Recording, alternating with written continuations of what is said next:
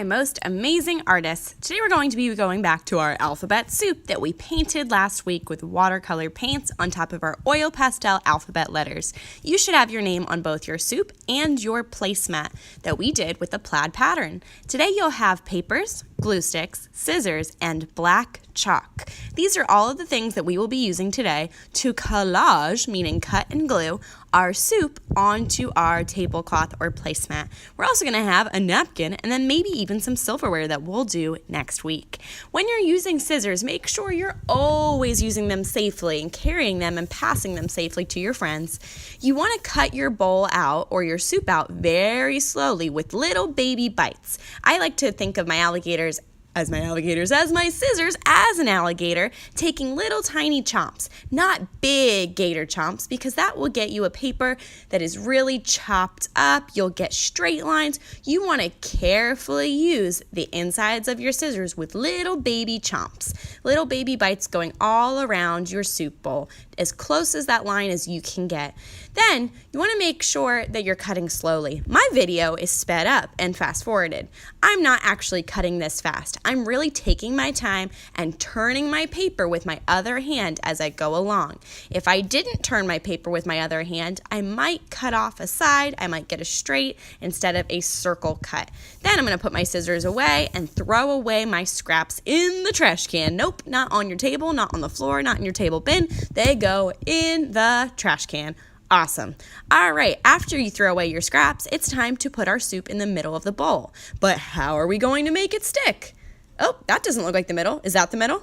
Is that the middle? There we go. You want to try to place your soup before you glue it down, just in case you accidentally glue it in the wrong spot. When you're using glue, always have it just peeking over the edge. If you have your glue rolled up way tall, it might break off. I'm going to put glue all over the back, mostly around the edges. That's the most important part, to put the glue, so that way it really sticks. So I glue it really, really good, and then I'm going to carefully flip the edge and hover it over top of my bowl or plate.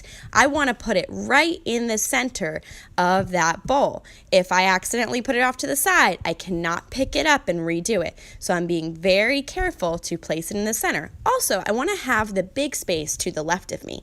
That's where my napkin is going to go. So I want to hold my soup so I can see my name and that I've got a big empty space to the left. That's how that soup bowl should go. Then I flip it over and give it a good massage. Paper likey. Paper likey that massage. I am flipping it over, giving it a really good massage, and then making sure that it's stuck down when I flip it back over. Awesome, it's stuck. Now I am going to get ready to make a napkin. You have a rectangle piece of paper that is already cut to be the size of a napkin. This will get glued right next to your bowl of soup, to the left. If you were learning how to properly set a table, you would glue it to the left, or put your napkin out to the left. You wouldn't really glue it to the table, but today we need it to stick. So I'm putting glue all around the edges on the back of my napkin.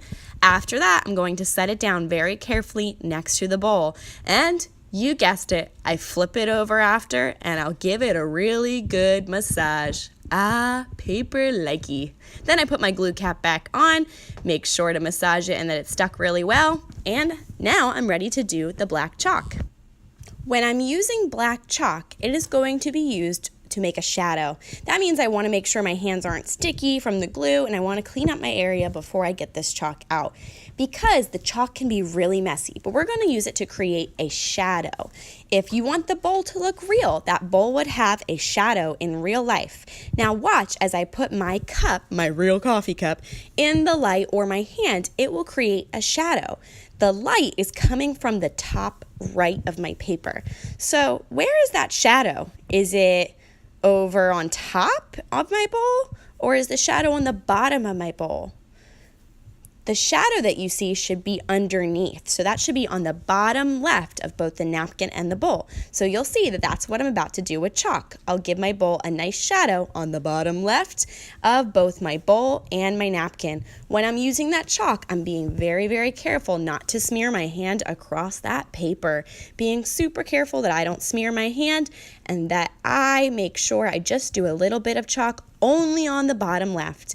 After I outline the bottom left of both my napkin and my bowl, I'm going to take my first pointer finger and kind of massage it in, but I make sure to use it very softly and carefully, not rubbing my whole hand, because that will just make your bowl and your plate and your placemat really dirty. You might want to keep a wipe nearby so you can wipe off your hands in between. That would be a great idea to make sure that this doesn't just look like a dirty bowl and it actually looks like a shadow. All right, artists, have fun creating your shadows and your soup today.